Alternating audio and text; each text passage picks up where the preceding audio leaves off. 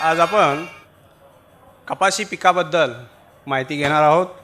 कपाशी हे पीक नगदी पीक असं आपण नगदी पीक आहे आणि त्याला आपण दुसऱ्या शब्दात जर बोलायचं झालं तर व्हाईट गोल्ड म्हणजेच पांढरं सोनं. तर कपाशी पिकामध्ये जर आपण इतिहास जर पाहिला आणि कपाशीचं क्षेत्र, भारतातलं कपाशीचं क्षेत्र आणि जगाचं क्षेत्र जर पाहिलं तर भारतामध्ये कपाशीचं लागवडीचं क्षेत्र हे जगामध्ये नंबर 1वर आहे. त्याचबरोबर उत्पादनसुद्धा कापसाचं उत्पादनामध्ये सुद्धा आपला देश हा 2 नंबरला आहे. परंतु जी कापसाची उत्पादकता म्हणजे प्रति हेक्टरी जे उत्पादन येतं ते जगाच्या तुलनेत अगदीच कमी आहे. सगळ्यात जास्त उत्पादकता जी आहे ऑस्ट्रेलियाची, जी 2055 किलोग्राम पर हेक्टर आहे, तिथं आपण 350 ते 435 किलोग्रामच्या पर हेक्टर असं आपलं उत्पादकता आहे. आणि ही जी गोष्ट आहे हे सेम परत जर आपण आपल्या महाराष्ट्राचा जर विचार केला कपाशीच्या उत्पादनामध्ये, महाराष्ट्र हा राज्य, आपलं राज्य भारताच्या तुलनेमध्ये एरियामध्ये सगळ्यात जास्त आहे, प्रोडक्शन जास्त आहे, पण उत्पादकता सगळ्या राज्यांच्या तुलनेमध्ये एकदम कमी आहे. जे तामिळनाडूमध्ये कपाशीची उत्पादकता 840च्या साधारणतः जवळपास आहे, ती आपल्या महाराष्ट्राची जी आहे ते 350 kgs पर हेक्टर अशी इतकी आहे. मग हे असं का बरं? एरिया जास्त आहे, सगळं आहे. तर ह्याची जी कारणं आहेत तर सगळ्यात महत्त्वाचं म्हणजे आपला भारतामध्ये जो कपाशीमध्ये जो एरिया आहे, क्षेत्र आहे, ते 70% क्षेत्र हे जिरायतमध्ये आहे, म्हणजेच कोरडवाहू आहे. त्याचबरोबर नवीन तंत्रज्ञानाचा अभाव, जी आपली जी मानसिकता आहे की आपण नवीन तंत्रज्ञान इतकं सहजासहजी ॲक्सेप्ट करत नाही किंवा वापरत नाही. त्याचबरोबर योग्य क्वालिटीचं म्हणजे गुणवत्ताधारक बियाणं आपण तितकंसं त्याच्याबद्दल आणखीन आपण अनभिज्ञ आहोत. हे एक असे जे आहे निसर्ग, ह्या सगळ्या गोष्टीमुळं आपलं महाराष्ट्र राज्य हे कमी आहे. तर हे सुरुवातीला नॉन बीटीच्या काळामध्ये ठीक होतं, पण आज बीटीच्या काळामध्ये देखील आपली उत्पादकता तेवढी वाढलेली नाही. तर आज मी जे इथं आपणास मार्गदर्शन करणार आहे ते बीटी कपाशीचं लागवड करून जास्तीत जास्त उत्पादन आपण कसं घेऊ शकतो त्याबद्दल मी थोडंसं माहिती देणार आहे. त्याचबरोबर नवीन तंत्रज्ञान कोणते येतं आहे त्याबद्दलही मी थोडीशी कल्पना देणार आहे. तर बीटी कपाशीचं भरपूर उत्पादन घेण्यासाठी काय करावं लागेल? तर एक 5-6 गोष्टी आहेत की त्या जर आपण व्यवस्थित केल्या तर बीटी कपाशीचं उत्पादन आपण नक्कीच जास्त घेऊ शकतो. त्यामध्ये मशागत आहे एक. दुसरा जो पार्ट आहे जमिनीच्या मगदुराप्रमाणे वाणांची निवड करणं. त्याचबरोबर एकरी झाडांची संख्या, हे लागवडीचं अंतर व्यवस्थित वापरून कशी वाढवू शकतो आणि उत्पादन कसं घेऊ शकतो ते एक आहे. त्याचबरोबर खत आणि सूक्ष्म अन्नद्रव्यांचं व्यवस्थापन चांगल्या प्रकारे केलं तरी उत्पादन वाढू शकतो. आणि सिंचनाचं व्यवस्थापन, आता सिंचन ड्रीप आहे, शेततळी झालेले आहेत, ह्याचाही चांगल्या प्रकारे जर शेतकऱ्यांनी वापर केला तर कपाशीला एक 2-3 पाणी जर आपण चांगल्या पद्धतीनं देऊ शकलो की ज्याला त्याची गरज आहे त्यावेळेस जर दिलं तर उत्पादन वाढू शकतं. आणि नंतर जे आहे तणनाशक आणि कीड व रोग व्यवस्थापन, ह्या गोष्टी जर आपण व्यवस्थित केल्या तर आपल्याला नक्कीच उत्पादन वाढू शकतं. आता मशागत, आपण सगळे शेती हा आपला व्यवसाय जो आहे वडिलोपार्जित आहे, सगळ्यांना मशागत वगैरे सगळ्या गोष्टी माहीत आहेत. पण मशागतीचा फायदा काय? तर मशागत करताना प्रत्येक वर्षी जेव्हा पीक निघतं तर आपण नांगरट, खोलवर नांगरट केली गेली पाहिजे. पण नांगरट का करायची? जर आपण जमीन नांगरट केल्यानंतर खालच्या थरातली माती वरती येते, त्याचबरोबर ती माती किंवा जमीन ही सूर्यप्रकाशाला उघडी पडते, त्यामुळं जी उष्णता असते त्यावेळेस त्याचा फायदा असा होतो की ज्या अगोदरच्या वर्षी जे पीक लागलेलं असतं त्याच्यावरचे कीड आणि रोग हे सुप्तावस्थेत असतात आणि ते सुप्तावस्थेतले असलेले कीड नांगरट आणि उष्णता याच्यामुळे नष्ट होण्यास मदत होते आणि तेव्हा आपलं पीकसुद्धा जे लावलेलं आहे त्याच्यावर रोग आणि कीड यांचा प्रादुर्भाव कमी होतो. नंतर हे झालं नांगरल्यानंतर मग एक वखराची पाळी द्यायची. वखराची पाळी दिल्यानंतर आपण जे शेणखत जर शक्य असेल तर 10 ते 15 गाड्या प्रति एकरी टाकले गेलं पाहिजे. आणि त्याच्यानंतर हे खत जमिनीमध्ये चांगल्या प्रकारे मिसळलं गेलं पाहिजे, म्हणून दुसरी पाळी देणं गरजेचं आहे. आणि काय होतं की खत दिल्याचा फायदा शेणखताचा फायदा असा आहे, हे जे जमिनीचा मगदूर जो आहे तो सुधारतो, त्याचबरोबर जमिनी भुसभुशीत होते, हवा खेळती राहते आणि पाणी धरून ठेवण्याची जी क्षमता आहे ती जमिनीची वाढते. म्हणून आपण शेणखत टाकणं गरजेचं आहे. आता झालं दुसरा पॉईंट जो आहे की जमिनीच्या मगदुराप्रमाणे लागवडीचं अंतर. आता काय आहे की एका झाडाला 100 ते 200 बोंड लावण्यापेक्षा जर एकरी झाडांची संख्या जर आपण जास्त करू शकलो तर 30, 35, 40 बोंडामध्ये चांगल्या प्रकारे आपण उत्पादन घेऊ शकतो.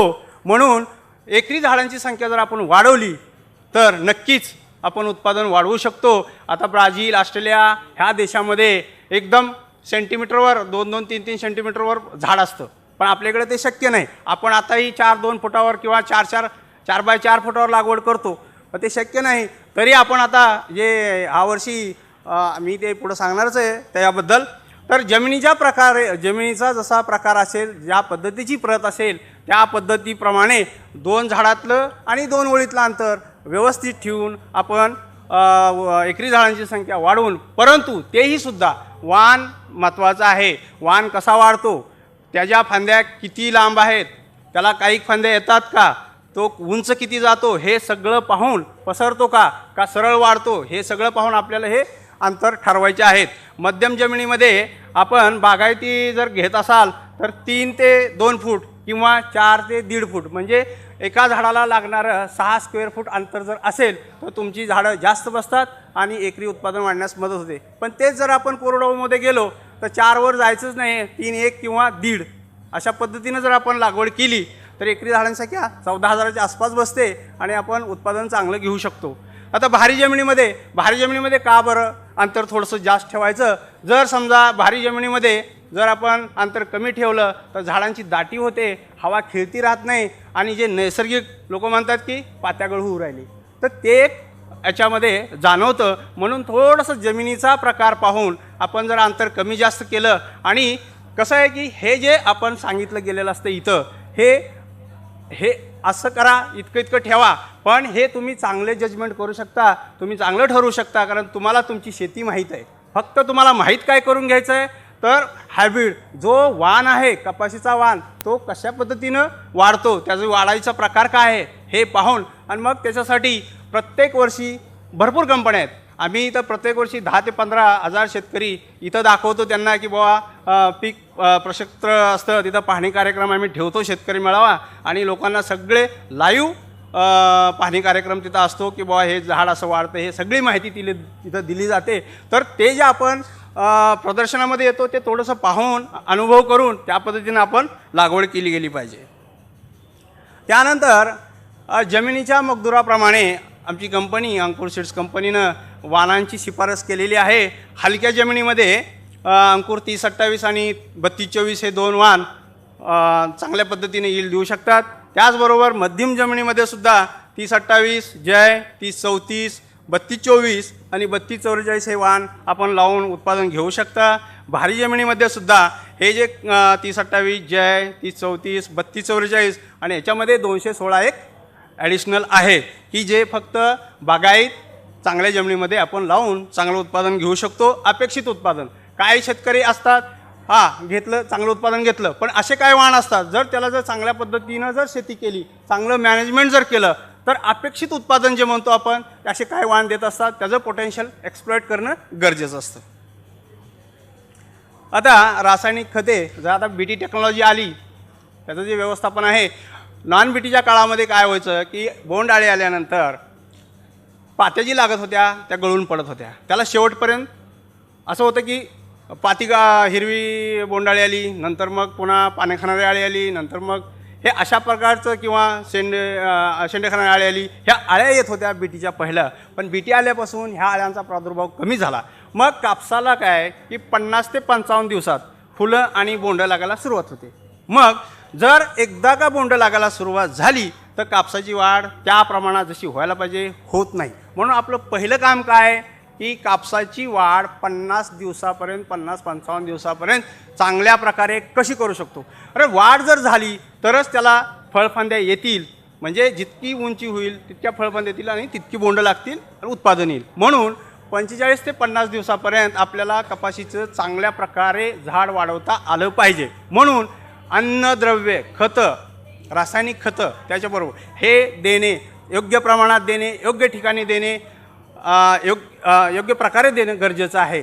त्याचबरोबर जसं आता आपण म्हणतो की जसं आपण बी जेवण करताना कांदाही लागतो, आपल्याला सॅलडही लागतं, लोणचंही लागतं, तसंही आता काय की जमिनीची प्रत्येक वर्ष तेच पीक लावतो, त्याच्यामुळं बेऊड होत नाही. म्हणजे जर चणा लावला, तूर लावली, सोयाबीन लावलं, मिरची लावली तर पीक फेरपालट पहिला होत होता, आता तसं होत नाही. तर मग त्यासाठी म्हणून काय करायचं आपण की रासायनिक खतं त्याचबरोबर सूक्ष्म अन्नद्रव्ये देणं गरजेचं आहे. आणि सूक्ष्म अन्नद्रव्ये आणि रासायनिक खताचं जे नियोजन आहे तर आमचे धरती ॲग्रो केमिकलचे मार्केटिंगचे मॅनेजर आपल्याला त्याच्याबद्दल सविस्तर माहिती सांगतील. तर खताचं नियोजन करताना मी थोडंसं ढोबळमानानं सांगेल की रासायनिक खतं NPK कशी द्यायची, तर 80-40-40 या प्रमाणात एकरी डोस द्यायचा आणि तोही 3 विभागात 3 ह्याच्यामध्ये विभागून द्यायचा. तर पहिल्यांदा देताना नत्र, स्फुरद आणि पालांस 40-40 प्रमाणे द्यायचं आणि 40 दिवसानंतर पुन्हा नत्र 20 किलो आणि नंतर लागवडीनंतर 75 दिवसानंतर 75-80 दिवसात हे राहिलेला डोस द्यायचा. त्याचबरोबर मायक्रोन्यूट्रनबद्दल हे सगळं सांगणार आहेतच. वसुंधरा, कॅल्बूम आणि व्हायटल, H अल्टिमेट ज्याच्यामध्ये ह्युमिक ॲसिड आहे, जे शेणखत वगैरे जे आहे ते कुजवण्यासाठी आणखीन मदत करतं, जे कुजलेलं नसतं ते सर सांगतील सगळं. त्याचबरोबर कोरडवाहू बीटी कपाशी ह्याचा काळ कमी असतो, म्हणून ह्याचा जो खताची मात्रा आहे ती आपण कमी करू शकतो आणि त्याची जी आहे की 60-30-30 या प्रमाणात आपण याच्यामध्ये NPK देऊ शकतो. त्याचबरोबर मायक्रोन्यूट्रनचा जो आहे तोही आपल्याला इथं द्यावा लागणार आहे. आता राहिला एक कीड व रोग व्यवस्थापन. पहिलं काय होतं की बोंडआळ्यापासून आता बीटी आल्यामुळं बोंडआळ्यापासून संरक्षण भेटलेलं आहे. मग लोकांना आता काय वाटतं की बाबा का बरं की पहिलं तर आम्ही हे जाशीड किंवा तुडतुडा, मावा हे असलं काय दिसत नव्हतं. पण आपण जर आठवलं की आपण बोंडआळी मारण्यासाठी स्पर्शजन्य आणि पोटविष असणारे औषधं मारत होतो, मग त्याच्याचबरोबर आपल्याला बोंडआळ्याबरोबर हे रस शोषण करणारी किडीसुद्धा कंट्रोल होत होती, तोही नाहीशी होत होती. परंतु आता काय झालं की हे नसल्यामुळं रस शोषण करणारी किडे देणे आपल्याला त्यासाठी फवारणी करावी लागते. तरीही अंकुर सीड्स कंपनीची बियाणे हे क्रुझरयुक्त किंवा इमिडाक्लोप्रिड ह्यानं प्रक्रिया केलेली असतात. त्यामुळे आपल्याला कमीत कमी 30 ते 45 दिवस रस शोषण करणाऱ्या किडीपासून संरक्षण भेटतं आणि थोडासा फवारणीवरचा खर्च वाचू शकतो. आता ह्याच्यामध्ये रस शोषण करणाऱ्या किडीमध्ये 6 किडी अशा आहेत. त्या सगळ्यात महत्त्वाच्या म्हणजे फुलकिडे, पांढरी माशी, कोळी आणि तुडतुडे. तर याच्यासाठी मावा किंवा तुडतुडे असेल तर कॉन्फिडार 10 मिली किंवा हेक्टरला 5 ग्राम अशा प्रकारे 15 लिटर पाण्यामध्ये फवारणी करावी. फक्त आपल्याला किडीचं कीड ओळखता आली पाहिजे की कशी आहे बुवा, तुडतुडा म्हणजे काय, मावा म्हणजे काय, फुलकिडा म्हणजे काय. फुलकिडा दिसत नाही, जनरली सहजासहजी पाहायला तर दिसत नाही, पण जेव्हा पातेगळ सुरू होते तर लोक म्हणतात की बुवा आमच्यात पातेगळ होऊ राहिली. तर पातेगळ हे 2 कारणामुळे होते. एक तर फुलकिडाचा प्रादुर्भाव असेल तर, किंवा जर आपला प्लॉट, आपलं शेत जर जास्त दाटलं असेल तर, किंवा पाण्याचा ताण जर पडला तर, ह्या 2-3 गोष्टीमुळं पातेगळ होत असते. तर हे सगळं लक्षात ठेवून किंवा जर मग आता थ्रिप्स कसं ओळखायचं तर खालच्या बाजूनं थोडंसं पांढरट सिल्वरी म्हणतो चांदीसारखे आपल्याला खुणा दिसतात, तर ते लक्षणं फुलकिड्याची आहेत. तर हे जर आपल्याला लक्षात आलं तर आपण तेच बुवा हे आमच्यामध्ये हे आलेलं आहे तर तुम्ही ते दुकानातून औषध परफेक्ट, नाही तर काय होतं पोट दुखतं आहे आणि तापाचं औषध दिलं जातं. त्यामुळं आपल्याला काय होतं, शेतकरी म्हणतो मी तर स्प्रे खूप केले पण माझं असं झालं. तर हे असं होतं की बाबा परफेक्ट औषध म्हणजे ज्याला पाहिजे ते न आणता दुसरं आणलं गेल्यामुळं आपल्या उत्पादनात घट येते.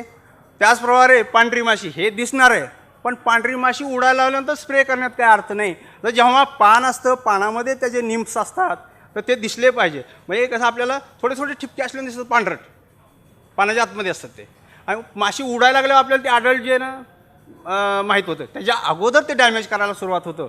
म्हणून ते सगळ्यात महत्त्वाचं की आपण हे ओळखायचं कसं. आणि एकदा ओळखलं की मग त्यासाठी प्राईड मारू शकता किंवा पोलो मारू शकता 25 ग्राम. तर मिलीबग आता येणाऱ्या काळामध्ये किंवा 2-3 वर्षापासून जास्त जीव राहिला आहे. तो ओळखणं सोपं आहे. सरळ सरळ शेंड्याला वरच्या भागाला येतो आणि मग तो आल्यानंतर एकतर 2-4 झाडं असली तर सरळ सरळ उपटून टाकून देणे सगळ्यात बेस्ट नाही. आणि जास्त जर पसरला तर मग आपलं प्रोपेनोफॉस 30 मिली किंवा त्याच्याबरोबर ॲसिफेट 30 ग्राम टाकून डिटर्जंट पावडर जे आहे ते मिक्स करून त्याचा कंट्रोल होऊ शकतो. पण हे कंट्रोल करणं खूप गरजेचं आहे. नाहीतर सगळा प्लॉट ड्राय होणं ठरलेलं आहे, म्हणजे पूर्ण वाळून जाणं. कारण आपले बाकीचे सकिंग पेस्ट एवढे हे करत नाहीत, पण हे जर पिट्या ढेकून आला तर पूर्ण शेत वाळल्याशिवाय राहत नाही. त्यानंतर माइट्स, कोळी आपल्याला दिसत नाही. खूपच पाहिलं तर एकदम काळकाळ सगळं झाल्यानंतर लक्षात येतं आणि तेव्हा ते तांबूसपणा लाल होण्याचे प्रकार पानांचे तेव्हा हे सुरू होतात. तर त्यासाठी ओमाइट किंवा केल्थेन अशा प्रकारची औषधं मार्केटमध्ये आहेत. वेगवेगळ्या कंपनीनं नवीन नावानं औषधं येतात. त्या पद्धतीने घेऊन फक्त आपल्याला थोडंफार लक्षात आलं पाहिजे की ही कीड आहे. त्यानंतर आता बोलगाड 1 बहुतेक नाहीच आहे.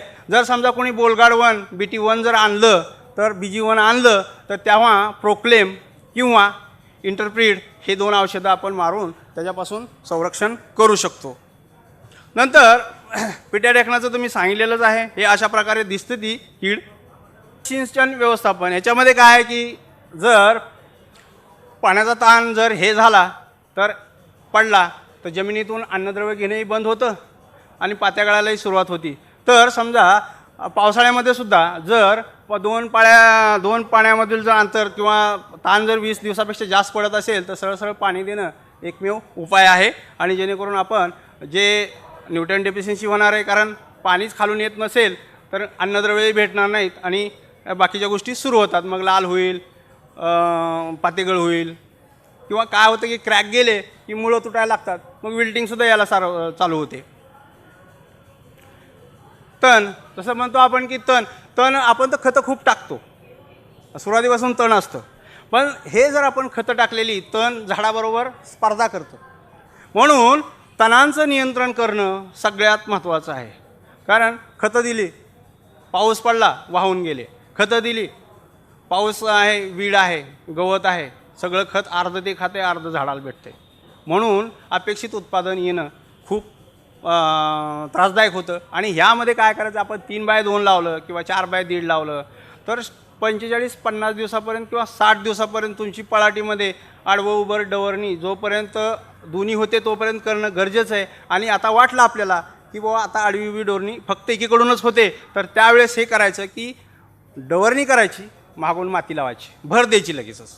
जेणेकरून काय होतं, समजा हा काळ असतो जास्त पाऊस येण्याचा, तर मग अशा केसमध्ये काय होतं की जास्तीचं पाणी झालं तर वाहून जातं आणि कमी जर पाऊस झाला तर तेवढं पाणी टिकून राहतं, जेणेकरून आपल्याला ओलावा जमिनीमध्ये राहतो. पण जास्त जर असेल आणि गड्डे असतील, पण तुम्ही जर सऱ्या जर आणि वरंब्या जर नसतील तर वाहून पाणी जाणार नाही. साचलं जमिनीत तर विल्टिंग जातेच जाते. तर ह्या गोष्टी आधुनिक म्हणजे काय की पूर्वीपासून झालेलं, तुम्ही भाजीपाला बरोबर सरी वरंब्यावर लावता, परंतु कॉटन फुलीवरच लावाल. का तर लेबर आहे, हे आहे बाकीचं. पण आपल्याला एक वेळेस 1 एकरची लागवड करायला किती लागतं, तर ह्या हिशोबाने आपण थोडं जर सुरुवातीला जर काळजी घेतली तर आपल्याला पुढचे जे प्रॉब्लेम आहे, उत्पादनामध्ये जे घट येते ते आपण टाळू शकतो.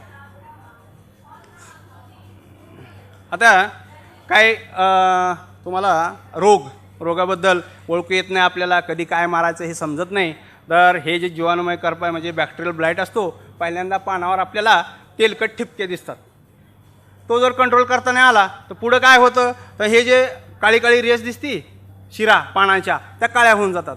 आता पुन्हा तेव्हाही कंट्रोल नाही केला तर मग तो कुठं जातो, पानाच्या आपल्या झाडाच्या फांदीवर जातो, मग तेही सडतं. आणि तेव्हाही कंट्रोल नाही केला तर बोंडावर जातो, म्हणजे डायरेक्ट उत्पादनामध्ये घट. तर ह्याच्यासाठी आपण स्ट्रेप्टोसायक्लिन 3 ग्राम प्रतिपंप मारायचं. हा एकमेव असा रोग आहे की त्याला स्ट्रेप्टोसायक्लिन चालतं. आणि त्याच्याहीमध्ये आता अंकुर सीड्स कंपनीनं अंकुर 3034 हे वाण ह्याच्यासाठी प्रतिकारक आहे, सहनशील नाही, प्रतिकारक. त्याच्यावर स्ट्रेप्टोसायक्लिन मारायची आवश्यकताच नाही. कारण समजा आपण एखाद रोगी आहे, आजारी पडलो, दवाखान्यात गेलो दवाखान्यात गेल्यानंतर हे तर होणार आहे, नीट तर होणार आहे, बरं होणार आहे, पण ती 15 दिवसात जी एनर्जी गेलेली असते, ताकद गेलेली असते, ती येत नाही. म्हणून जर झाडावर हा रोगच आला नाही तर त्याच्यामध्ये जी उत्पादन क्षमता असते ते कमी होत नाही. त्यासाठी वाण हे असे असावे की प्रतिकारक. आणि आम्ही हे जैवतंत्रज्ञानाचा वापर करून जे मार्कर असिस्टेड ब्रीडिंग जे म्हणतो आपण, त्याचा तंत्रज्ञानाचा वापर करून आम्ही हे वाण रेजिस्टंट बनवलेलं आहे. नंतर हे दहिया हे असं स्पोर्युलेशन दिसतं, पांढरट येतं. मग हे आल्यानंतर सुरुवातीला वाटतं पांढरं आहे, खालून दिसत असतं. कारण काय होतं की जेव्हा पाऊस पडतो आणि हे सप्टेंबरमध्ये सुरू होतं, आर्द्रता हे ह्या रोगासाठी एकदम स्पोषक वातावरण आहे. जमिनीवर पाणी पडलं, खालच्या पानांना माती उडून लागली, सॉईल बॉर्न असल्यामुळं ते हे सुरू होतं. आणि मग एकदा जर ते कंट्रोल नाही झालं आणि लक्षात येत नाही लवकर आपल्याला, खाली असतं ते, आणि मग हे वाढत गेलं तर पुन्हा ह्या पानं पिवळसर होतात, गळून जातात. आणि पान जर गळून गेलं तर तुमचं झाड अन्न बनवत नाही. अन्न बनवत नसल्यामुळं उत्पादनात घट येणं हे ठरलेलंच आहे. तर ह्याच्यासाठी काय करायचं? सल्फर डस्ट जी वेटेबल पावडर आहेत, किंवा सल्फर डस्ट केलं चालतं आहे, किंवा वेटेबल पावडर आजकाल मिळते, ते आपण फवारणी करायची 30 ग्राम प्रतिपंप, किंवा टिल्ट मारू शकतो आपण. नंतर हे अल्टरनेरिया, हे पानाच्यावर ठिपके असतात, ते पानं वाळून जातात, पानं गळतात, झाड मग आपल्याला वाटतं की यार खराब झालं. हे एवढा इतका इम्पॉर्टंट नाही, पण तो जो पहिला आहे अल्टरनेरिया, हे पानावरचे ठिपके, आणि हा जो आहे पर्णकुंचन, म्हणजे हा रोग जो आहे तो आपल्याकडे येत नाही. हा नॉर्थ इंडियामध्ये, पंजाब, हरियाणा, राजस्थानमध्ये ह्याचा प्रकोप जास्त आहे. एकदा जर हा आला तर पात्या लागत नाही, बोंडे लागत नाही, काहीच नाही. हा रूट रॉट आहे. ह्याच्यासाठी 22 टीनचं ड्रेंचिंग करणं एकदम योग्य. आता आपण अंकुरचे बीटी कपाशीचे वाण, आता आपण सगळी माहिती पाहिली की कसा कापूस लावायचा, स्प्रेइंग काय करायचे, कोणत्या वेळेस करायचं, पाणी कधी द्यायचं, तणांचं महत्त्व कंट्रोल करणं काय. तर आता आपण थोडेसे ह्याच्याबद्दल माहिती घेऊ. हे जय बीटी हे वाण सर्वात महत्त्वाचं म्हणजे गव्हर्नमेंट ऑफ इंडिया, भारत सरकारचा जो प्रोजेक्ट असतो कॉटन इम्प्रूव्हमेंट प्रोजेक्ट, या प्रोजेक्टप्रमाणे आयशारच्या माध्यमातून हे वाण सेंट्रल इंडियासाठी, म्हणजे आपलं महाराष्ट्र, गुजरात, मध्य प्रदेश ह्या 3 राज्यासाठी त्यांना रिलीज केलेलं आहे आपल्या इरिगेशनसाठी. आणि हे वाण असं, ह्याची वैशिष्ट्य काय शेवटी की दमदार झाड, जास्त फळफांद्या आणि भरपूर उत्पादन. हे कसं शक्य? जर दमदार झाड असेल आणि उंच झाड असेल.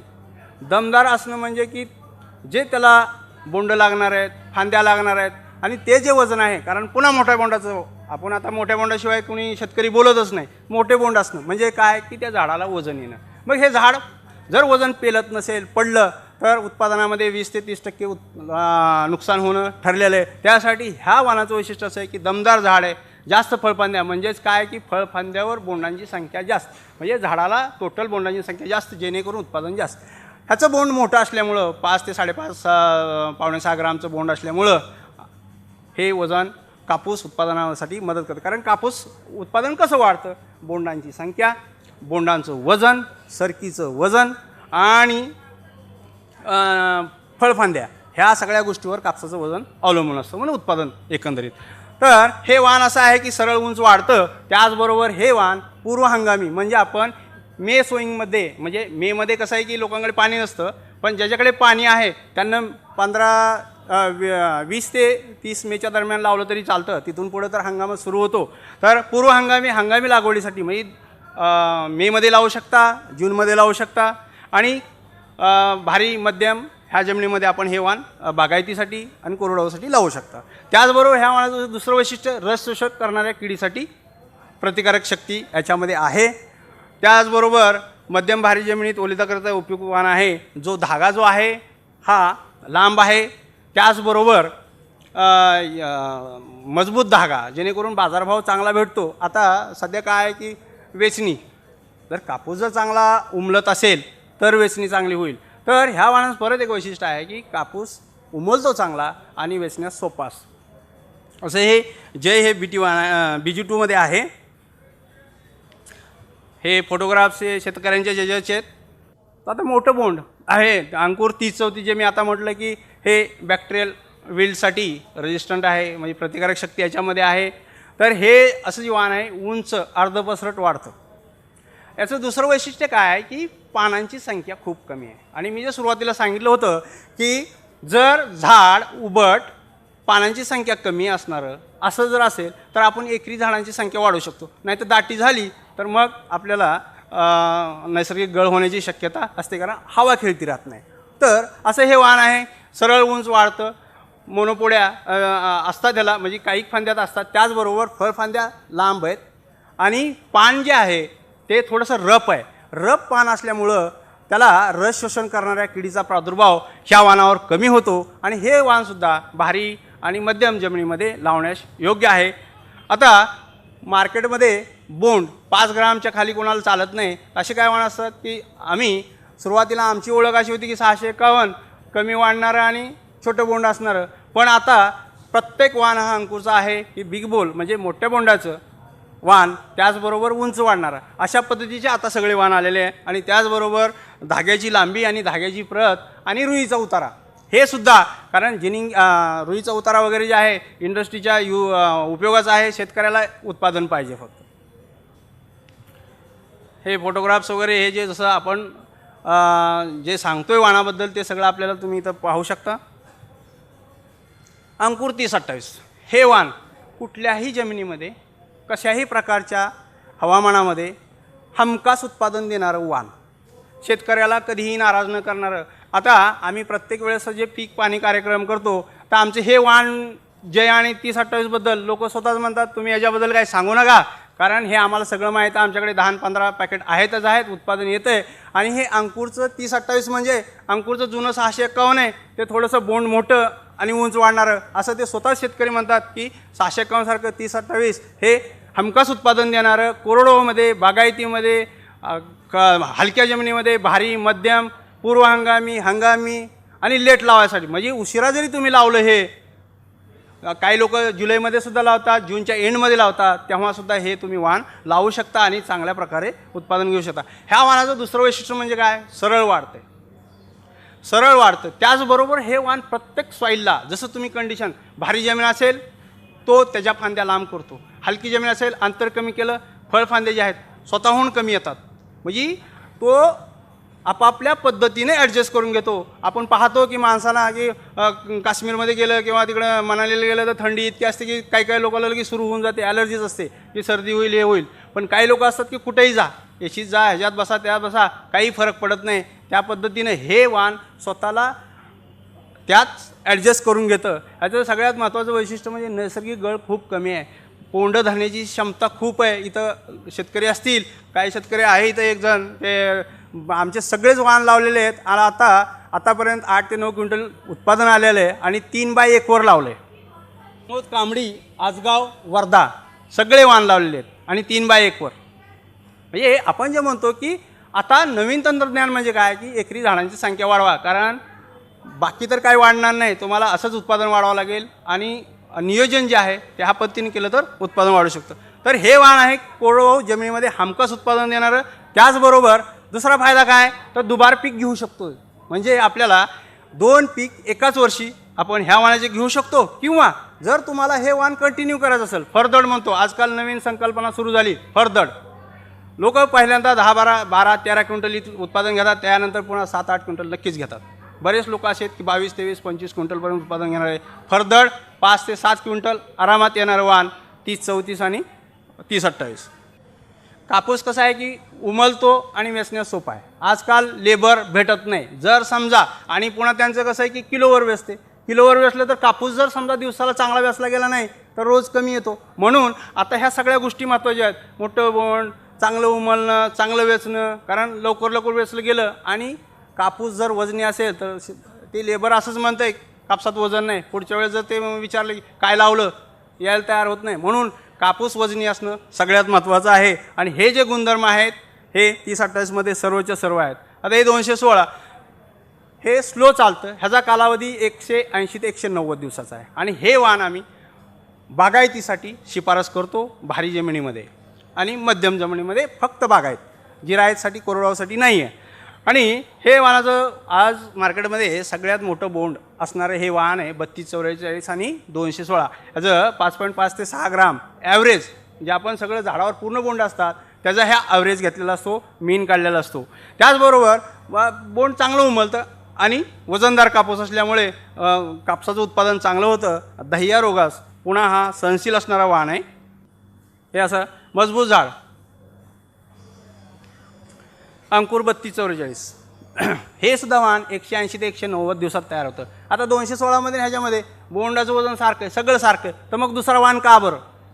तो फक्त बागायत आणि हा जो आहे मध्यम भारी जमिनीमध्ये ओलिताखाली आणि भारी जमिनीमध्ये जिरायत खाली, हाईट जास्त त्याच्यामध्ये आणि ह्याच्यामध्ये हा जो फरक आहे तो हाच आहे की तो फक्त बागायतीसाठी म्हणतो आपण. हा जो आहे जिरायतसाठी मध्यम भारी जमिनीमध्ये आपण हा लावू शकतो. त्याचबरोबर ह्याच्या काही फांदे जे असतात तो जो मुख्य खोड असतं त्याच्या पॅरलल म्हणजे त्याच्या समांतर चालतात शेवटपर्यंत टोकापर्यंत सुद्धा. जर कोणी हा कार्यक्रम पाहिला असेल वर्ध्याचा वगैरे पीक पाहणी कार्यक्रम, तर आपल्या लक्षात आलं असेल की ह्याच्या फळफांद्या काही फांद्या कशा वाढतात आणि फळफांद्याला बोंड कशी लागतात, जवळजवळ बोंड. जर समजा 2 फांद्यातलं अंतर आणि 2 बोंडातलं अंतर जर कमी असेल आणि झाडाची उंची असेल, कारण काय होतं की झाड खूप उंच दिसतं, पण जर त्या 2 फांद्यातलं अंतर जर जास्त झालं तर नंबर ऑफ फांद्या म्हणजेच फांद्यांची संख्या कमी होते, जेणेकरून उत्पादनात घट दिसतं. आपल्याला खूप वाढलं आहे पण ते उत्पादनात भरत नाही.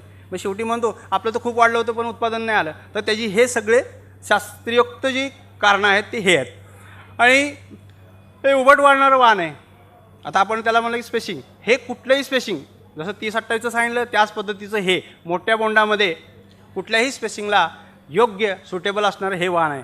त्याचबरोबर दह्या रोग आणि कापसाचा दह्या रोगासाठी सहनशील आहे. त्याचबरोबर रुईचा उतारा आणि कापसाची प्रत चांगली असल्यामुळे चांगला बाजारभाव ह्यालाही भेटतो.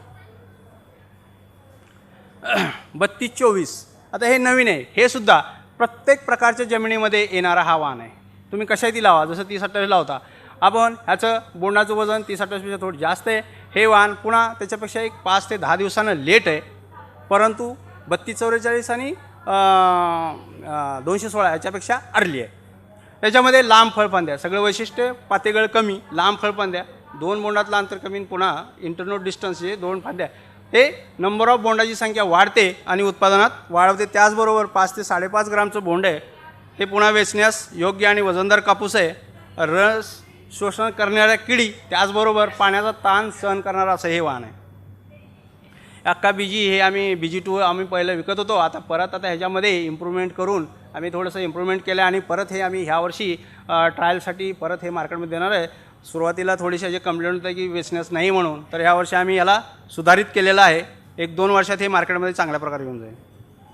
आणि अंकुर 651 BT, आता BT आम्ही तसंही कमी झालेलं आहे, परंतु ह्या वाहनामुळेच आम्हाला ओळख आहे, त्याच्यामुळं मी हे तुम्हाला स्लाईड दाखवतो आहे. आता हे सगळं झालं आतापर्यंतचं. आता इथून पुढं काय? हे तर पारंपरिकच झालं. मी सांगितलं काय थोडेफार लागवडीचं अंतर कमी जास्त करून आणि वाहनाबद्दल माहिती आणि नवीन काय आलं. पण आता भविष्यात काय येईल नवीन तंत्रज्ञान, जसं BT आलं, BT प्रमाणेच ते फक्त बोलगाडसाठी होतं. आता नवीन तंत्रज्ञान काय असू शकतं, तर पाण्याचा ताण सहन करणार, म्हणजे तुम्हाला ड्रॉट टॉलरंट पाणी. आता आपल्याकडे इतका दुष्काळ पडतो किंवा पाणी असं 2 पावसामधलं अंतर किंवा ज्याच्याकडे पाणीच नाही तर इतका गॅप असतो की तो जे आहे, किंवा शेवटी पूर्णपणे पाऊस गायबच आहे. आता समजा तर इथून काय होतं की बोंड पकवायच्या पहिलेच फुटतात किंवा मग पातेगळ होते, ॲप्सिसिक लेअर फॉर्म होतो, कारण पाणी नसतं जमिनीत. तर असं ट्रान्जेनिक म्हणजेच जसं BTचं आहे त्या पद्धतीचीच जैव तंत्रज्ञानाचा वापर करून पाण्याचा ताण झाड कसं सहन करेल अशा पद्धतीचं येणारं हे संशोधन येत्या ट्रायलमध्ये आहे. पण आणखीन त्याला परमिशन वगैरे आता पाहिलं जाय आपण RR फ्लेक्स म्हणजेच तणनाशकाला जे प्रतिकारक असतं तसं आता सध्या झालेलं आहे ट्रायल, पण अजून ते उपलब्ध झालेलं नाही. जेव्हा परवानगी भेटेल गव्हर्नमेंट ऑफ इंडियाकडून तेव्हा हे येणार आहे. त्याचबरोबर खताची कार्यक्षमता, आपण तर खतं टाकतो पण खूप एक्सेसिव्ह म्हणजे जास्त नको आणि कमी नको, त्याची ती वाहनांची कार्यक्षमता आपण कशी वाढवू शकतो. त्यामध्ये असे काही जनुक आहेत की हे जनुक असल्यानंतर खताची घेण्याची त्याची जी कार्यक्षमता आपण वाढवू शकतो, असंही तंत्रज्ञान येणार आहे. त्याचबरोबर तणनाशक जसं RR फ्लेक्स आहेच आता मार्केटमध्ये. RR म्हणजे राऊंडअप रेडी आणि फ्लेक्स म्हणजे फ्लेक्झिबल म्हणजे लवचिकता. म्हणजे आपण सुरुवातीला RR आलं होतं राऊंडअप रेडी फक्त आलं. ते कसं होतं की काही दिवसापर्यंतच आपण मारू शकत होतो किंवा काही दिवसानंतर मारू शकतो. पण ह्याच्यामध्ये कसं आहे की जर्मिनेशनपासून शेवटच्या पिकिंगपर्यंत आपण हे तणनाशक मारू शकतो. आणि हे तणनाशक असं आहे की कापसाच्या झाडाला काही फरक पडणार नाही. जसं आता बीटी आहे की बोंडाळी येत नाही, त्याप्रमाणे इथं तणनाशक मारलं. आता लेबर भेटत नाही, पाऊस असतो, पाऊस आल्यानंतर काय होतं की तुम्हाला डवरणंसुद्धा शक्य नसतं, लेबर भेटत नाही. पण भेटलं तरी तुम्ही करू शकत नाही, आपलं निंदन करू शकत नाही. तर असं हे तंत्रज्ञान आलेलं आहे किंवा ते फक्त गवतालाच मारेल, कापसाला त्याची काही इजा होणार नाही, जमिनीवर त्याचा काही परिणाम होणार नाही. अशा पद्धतीचं एक तंत्रज्ञान येणार आहे. त्याचबरोबर बीटी आलं, बोलगाड बोंडाळीला संरक्षण भेटलं, परंतु रस शोषण करणाऱ्या किडीसाठी 5-6 फवारणी करावंच लागते. तर हे टाळण्यासाठी म्हणून रस शोषण करणाऱ्या किडीमध्ये जे 5-6 आहेत, इथं हिरवी बोंडाळी आणि लष्करी अळी किंवा पानेखाना अळी होती. पण इथं कसं आहे, मावा आहे, तुडतुड आहे, पांढरी माशी आहे, पिट्या ढेकून आहे, कोळी आहे, ह्या सगळ्यांचा हा जो कॉम्प्लेक्स आहे तो आपण कसा तयार करणार त्याचंही संशोधन चालू आहे. आणि त्यालाही परवानगी भेटून हे आपण हे नवीन तंत्रज्ञानसुद्धा येणार आहे. त्याचबरोबर यंत्राच्या सहाय्याने कापूस वेचणे. आता दिवसेदिवस मजुराची कमतरता इतकी वाढत चालली आहे की आपल्याला कापूस वेचणीसाठी मजूर भेटत नाही. आणि जर कापूस वेचायला वेळ झाला तर त्या शीडमधलं आणि त्या रुईमधलं मॉइश्चरचं प्रमाण म्हणजे ओलावा कमी होऊन आपोआपच त्याचं उत्पादनात घट येते. हे उत्पादनाची घट. आता लोक म्हणतात गेल्या वर्षी असं झालं उत्पादन कमी, ह्याच्यापेक्षा ह्यावेळेस कापूस कमी वजनी भरला. पण तसं काही नाही आहे. आपलं जे 5-10 दिवस जे लेट झालेलं असतं वेचणं, त्याच्यामुळं कापसाचं वजन कमी होतं. आणि हे टाळण्यासाठी म्हणून जसं आता तुम्ही सोयाबीन पाहिलं, तूर पाहिली, सगळं आता वीट आणि पॅडी तर होतं आहे समजा, असं सगळं यंत्राच्या सहाय्यानं जसं हार्वेस्ट होतं त्या पद्धतीनं येणार आहे. पण आता मग हे यंत्राच्या सहाय्यानं आलं तर ह्याच्यातल्या अडचणी काय आहेत? सगळ्यात महत्त्वाचं हे मशीन हे पर्टिक्युलर चालणार आहे. लेबरला काय अंतर कमी केलं काय आणि जास्त केलं काय फरक पडत नाही, तो तिथं जाऊन झाडापाशी जाऊन वेचणार आहे. पण मशीन ही आहे ती ठराविक अंतरामधून चालणार आहे, तर त्याला त्या पद्धतीचंच अंतर लागेल. मग त्यासाठी मग पुन्हा तुम्हाला कापसाचे वाण असे लागतील की उंची कमी, एक वेळेस बोंड धरणं, एक वेळेस बोंड फुटणं, एकाच वेळेस तुम्हाला मशीन शेतात टाकून सगळं वेचावं लागेल. तर ह्याच्यासाठी अशा आपल्याला वाण तयार करावं लागणार आहेत की ते मशीनच्या म्हणजे यंत्राच्या सहाय्याने वेचणी कशी शक्य होईल, कमीत कमी लॉस कसा होईल, कमीत कमी नुकसान कसं होईल, अशा त्यापद्धतीचे आपल्याला वाण लागणार आहेत. आणि सांगायची मजेशीर गोष्ट अशी म्हणजे आता आम्ही जो हा पीक कार्यक्रम नोव्हेंबरमध्ये घेतला होता त्याच्यामध्ये आम्ही हे 2 वाण 81-20 ज्याला इथं परमिशन नाही आहे पण अंकुर 30-28 हे वाण, जसं मी तुम्हाला म्हटलं की प्रत्येक तो स्वतःला ॲडजस्ट करून घेतो जशा पद्धतीचं हे आहे तसं 30-28 हे वाण आम्ही पंजाबमध्ये जॉन डिअरनं ट्रायल घेतल्या. आणि त्यांची मशीन आता भारतामध्ये कमीत कमी 100 कंपन्या त्यांचा रिसर्च करतात आणि वाण सगळ्यांचेच आहे. पण कुणाचंही वाण किंवा ज्यांना स्वतः ते जॉन डिअर त्यांच्याबरोबर कोलॅबरेशन केलं त्यांचं वाणसुद्धा ह्याला सुटेबल किंवा योग्य झालं नाही. परंतु 30-28 हे वाण आणि 81-20 जे नॉर्थमध्ये पंजाबमध्ये दोन्हीसाठी योग्य आहेत. आपल्याकडे थोडे अडचण आहे पण पंजाबमध्ये ही टेक्नॉलॉजी लवकरच, कारण मशीन गेल्या वर्षीपासूनच तिथं आलेली आहे आणि चालू आहे, त्याच्या ट्रायल बी झाल्या. ह्या वर्षी आम्ही तिथं पीक पाहणी कार्यक्रम पण केला होता. तर इतकं त्याला योग्य प्रतिसाद आहे आणि उत्पादन चांगलं येऊ शकतं. जसं आम्ही आज एक इथं लिटरेचर बी वाटलं आहे की हे झालं मशीन पिकिंग, पण मॅन्युअल पिकिंग म्हणजे माणसाकडून पिकिंग करूनसुद्धा तुम्ही एकरी झाडांची संख्या जसं 3/5 इंच, जर 3/5 इंचवर जर आपण 35 बोंड जर लावू शकलो तर तुम्हाला 15 ते 16 क्विंटल उत्पादन हमखास येणार आहे. तर 4/5 किंवा 3/1 अशा पद्धतीचं जर आपण केलं तर हमखास उत्पादन वाढू शकतं. कारण 100-150 बोंड लावणं पॉसिबल नाही आहे आणि त्या पद्धतीचं नियोजन करणं मुश्किल आहे. कारण निसर्ग आहे आपल्याकडे, आपल्या हातात देणं आहे फक्त निसर्ग. ह्या वर्षी तुम्ही खतं दिलं, सगळं केलं, पण इतका पाऊस लागून गेला, ना गवत काढू शकलो, ना आपण त्याला खतं दिलेली एकतर वाहून गेली किंवा अशा लेवलला गेली पाण्यामुळं की जे मुळालापर्यंत पोचूच शकले नाहीत. म्हणून हे आता 100-120 बोंड किंवा 150 बोंड लावण्यापेक्षा 35-40 बोंड आपण लावू शकतो आरामात.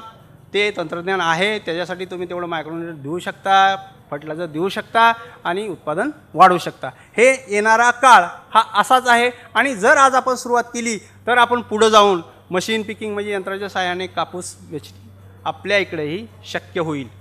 अशा ह्या पद्धतीचं कापसावरचं जे येणारं तंत्रज्ञान आहे आणि ते आपण आत्मसात करावं. त्याचबरोबर आपल्याला येणारा जो काळ आहे, येणारा सीझन जो आहे, त्यासाठी शुभेच्छा. आणि मी माझं हे थोडीशी माहितीपर भाषण मी संपवतो. थँक्यू, धन्यवाद.